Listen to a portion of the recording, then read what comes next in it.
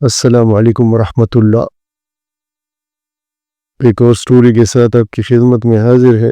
اللہ تعالیٰ آپ سب کو صحت دے، تندرستی دے، آپ کے رزق میں برکت ڈالے اور آپ کی عمر میں برکت ڈالے، آمین۔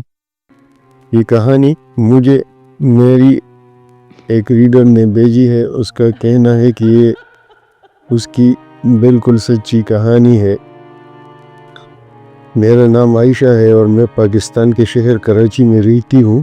میں آپ کو اپنے ساتھ ہونے والا ایک سچا واقعہ بتانے جا رہی ہوں۔ یہ بات ہے 2017 کی۔ ہم شکارپور سے نئے کراچی منتقل ہوئے تھے اور یہاں ہم نے گھر کرائے پر لیا تھا جو باہر دیکھنے میں کافی خستہ حال تھا اور اس کی حالت اندر سے بھی زیادہ بہتر نہ تھی، مگر ہمیں کم رینٹ میں مل گیا تو ہم نے فوراً لے لیا کیونکہ ہماری مالی حالت کچھ بہتر نہ تھا۔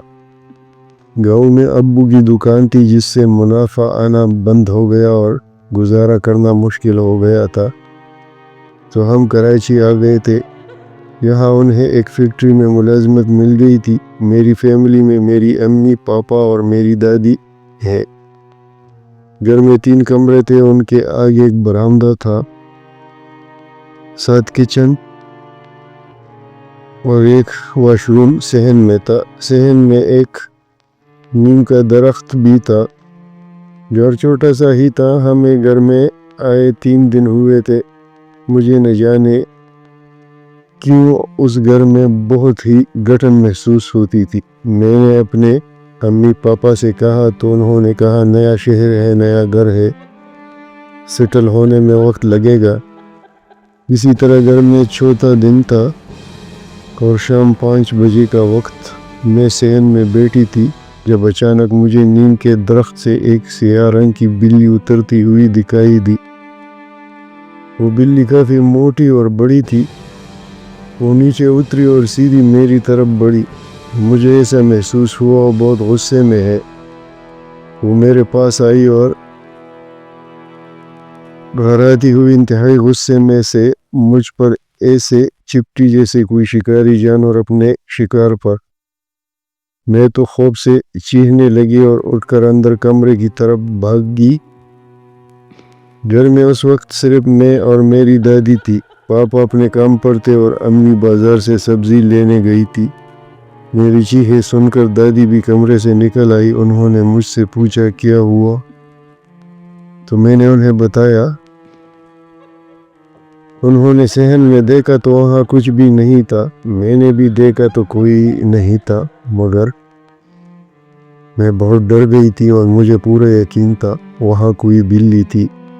میری دادی مجھ پر کچھ پڑھ کر پھونکنے لگی اور سمجھانے لگی۔ میں نے اپنی امی اور پاپا سے بھی اس کا ذکر کیا مگر وہ مجھے ہی سمجھانے لگے۔ پھر اس طرح کچھ روز گزرے تھے کہ ایک دن رات کے 2 بجے، کیونکہ گرمیوں کے دن تھے اسی لیے ہم سب باہر برآمدے میں ہی سویا کرتے تھے۔ رات کے 2 بجے ہم نے مچھردانیاں بھی لگائی تھی اور سب گہری نیند میں تھے کہ اچانک ایک کمرے کا دروازہ اندر سے زور سے بجنے لگا، جیسے کوئی قید ہو اور پاگلوں کی طرح دروازہ پیٹ رہا ہو۔ کیونکہ ہم لوگ برآمدے میں سوتے تھے اسی لیے کمروں کو باہر سے کنڈی لگا دیتے تھے۔ ایک کمرہ میرا اور دادی کا تھا اور ایک امی پاپا کا، تیسرے میں باقی سامان وغیرہ رکھا ہوا تھا اور اسی میں ہم نماز وغیرہ پڑھتے تھے۔ اسی کمرے کا دروازہ زور سے بج رہا تھا۔ ہم سب جاگ گئے۔ پاپا نے ٹارچ آن کی تو دیکھا سب باہر ہی ہے، تو اندر کون ہو سکتا ہے؟ میں تو ڈرنے لگی۔ مجھے ویسے بھی یہاں ہمیشہ کچھ عجیب سا محسوس ہوتا تھا۔ میرے پاپا اپنی مچھردانی کھول کر چارپائی سے اترے تو میری دادی نے انہیں انتہائی دھیمی آواز میں منع کر دیا کہ اندر مت جانا، مگر وہ بولے ہو سکتا ہے کوئی بلی وغیرہ ہو گئے اور انہوں نے دروازہ کھول دیا۔ انہوں نے جیسے ہی دروازہ کھولا انہیں ایک بہت بری بو آئی۔ ایسے کہ جیسے کوئی سڑی ہوئی لاش سے آتی۔ انہوں نے اپنا ناک بند کر دیا، لیکن اس وقت یہ بات انہوں نے ہمیں نہیں بتائی۔ انہوں نے ٹارچ اندر ماری اور کہا کوئی نہیں ہے، اور دروازہ بند کر کے واپس سو گئے۔ لیکن میں تو ڈر گئی تھی اور مجھے نیند نہیں آ رہی تھی۔ میں بس جو دعائیں یاد تھی پڑھتی رہی، اور پھر مجھے بہت دیر بعد نیند آ گئی۔ اسی رات کے واقعے کے بعد سب کو یقین ہو گیا تھا کہ گھر میں کچھ نہ کچھ ضرور ہے۔ ہم نے گھر چھوڑنے کا فیصلہ بھی کر لیا تھا، لیکن اب ہم پورے مہینے کا کرایہ ادا کر چکے تھے، اور اتنے کم کرایے میں اتنی جلدی کسی اور گھر کا ملنا بھی مشکل تھا۔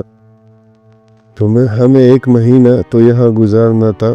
پھر ایک رات ایک ایسا واقعہ ہوا جس کے بعد میری حالت بہت بری ہو گئی۔ اس رات تیز بارش تھی۔ میں اپنی دادی کے ساتھ پلنگ پر سوئی تھی، اور مجھے اس رات ویسے بھی بہت ڈر لگ رہا تھا، اسی لیے میں بالکل اپنی دادی سے لپٹ کر سوئی تھی۔ اس وقت شاید رات کے 11 بجے تھے۔ جب میں نے کروٹ بدلی اور اپنا بازو آگے کیا کہ اچانک کسی نے میرا ہاتھ بہت مضبوطی سے پکڑ لیا۔ دادی تو میری پیٹھ کی طرف تھی، اور امی پاپا اپنے کمرے میں۔ تو یہاں کون تھا؟ میرا تو اوپر کا سانس اوپر اور نیچے کا نیچے۔ جس نے ہاتھ پکڑا وہ کوئی بہت مضبوط ہاتھ تھا۔ اس نے میرے ہاتھ کو دبانا شروع کر دیا۔ میرا حلق خشک ہو گیا۔ نہ جانے میں کتنی چیخنے کی کوشش کر رہی تھی، مگر حلق سے آواز ہی نہیں نکل رہی تھی۔ اور پھر اچانک سے ہی جس نے میرا ہاتھ پکڑا تھا چھوڑ دیا، اور میں تو خوف کے مارے دادی سے لپٹ گئی۔ اس واقعے کے بعد مجھے 3-4 دن بعد شدید بخار رہا۔ میں نے سب کو بتایا کہ میرے ساتھ کیا ہوا ہے۔ انہوں نے بس یہی کہا کہ کوئی خواب دیکھا ہوگا، یا بس کبھی کبھی وہم ہو جاتا ہے۔ مگر امی پاپا اور دادی بھی اندر سے ڈرے ہوئے تھے۔ ان کے ساتھ بھی کچھ واقعات ہو چکے تھے، مگر وہ مجھ سے اسی لیے چھپا رہے تھے کہ میں ڈر نہ جاؤں۔ ہمیں اب اس گھر میں 20 دن ہو گئے تھے، اور میں نے اکثر اپنے کمرے میں خون کے چینٹے دیکھے تھے، اور ایک کالی بلی تو مسلسل نظر آنے لگی تھی۔ آس پاس کے ہمسایوں نے بھی میری امی کو بہت سی باتیں بتائی، جو کہ انہوں نے مجھے بہت بعد میں بتائی۔ یہ جمعے کا دن تھا، ظہر کی نماز کا وقت ہوا تھا۔ امی تیسرے کمرے، جس کو ہم نماز والا کمرہ کہتے تھے، وہاں سے اپنے نئے کپڑے اٹھانے گئی۔ انہوں نے پچھلے ہفتے ہی 3 نئے سوٹ سلوائے تھے۔ انہوں نے سوچا ہوا تھا کہ جمعے کے دن ہی زیب تن کروں گی۔ میں باہر صحن میں بیٹھی ایک ناول پڑھ رہی تھی، اور دادی برآمدے میں تھی کہ اچانک امی کی چیخنے جیسی آوازیں آئی۔ میں فوراً اندر کی طرف بھاگی۔ دادی بھی اٹھ کر اندر کی طرف بڑھی۔ ہم نے اندر جا کر دیکھا تو میری اپنی آنکھیں حیرت سے پھٹی رہ گئی۔ امی کے 3 نئے سوٹ ٹکڑے ٹکڑے ہوئے پڑے تھے، جیسے کسی نے بہت غصے میں انہیں کینچی سے کاٹا ہو۔ ان پر بہت سارے خون کے دھبے بھی تھے۔ امی تو یہ دیکھ کر رونے لگ گئی۔ میں اور دادی بھی بہت پریشان ہو گئی۔ دادی نے انہیں چپ کرانے کی کوشش کی۔ میں نے دیکھا کہ کپڑوں پر بہت سارے چھوٹے چھوٹے بلی کے بال بھی ہیں۔ امی کافی دیر روتی رہی۔ میں نے انہیں کہا، امی میں نے تو پہلے ہی کہا تھا یہاں ضرور کچھ نہ کچھ ہے، مگر آپ لوگ میری بات سنتے ہی کہاں ہے۔ اس دن شام کو جب ابو گھر آئے تو امی نے انہیں ساری بات بتائی، اور انہیں جلدی سے جلدی نیا گھر ڈھونڈنے کو کہا۔ ابو نے بھی وعدہ کر دیا، اور پھر مہینہ پورا ہوتے ہی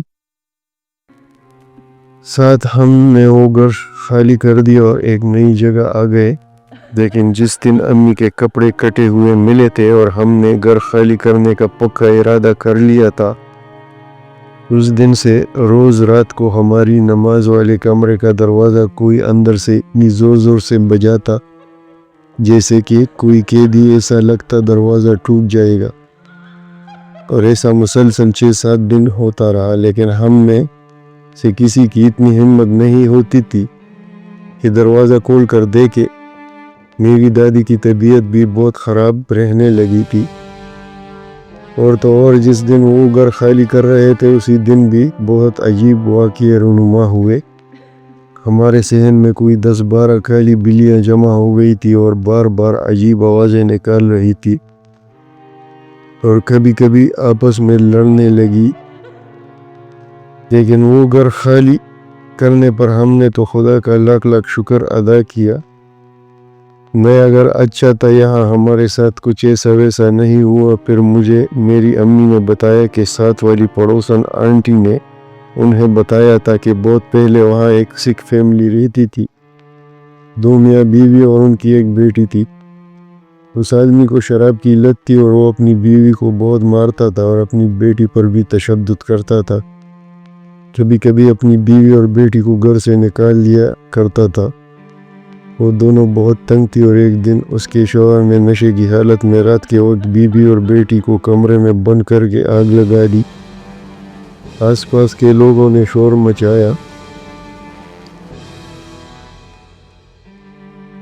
مچا کے لوگ جمع ہوئے اور آگ بجھانے کی بہت کوشش کی، مگر دونوں ہی جل کر مر گئی اور وہ خود بھاگ چکا تھا۔ کچھ دنوں بعد اسے بھی پولیس نے گرفتار کر لیا۔ پھر کچھ عرصہ تو گھر خالی رہا، پھر اس آدمی کے بھائی نے ہی کچھ کام وغیرہ کروا کے کرائے پر دے دیا۔ 2 سال پہلے وہاں ایک نیا شادی شدہ جوڑا رہنے آیا، مگر انہیں 2 مہینے ہی ہوتے ہی وہ اس گھر کو چھوڑ کر کسی اور جگہ چلے گئے۔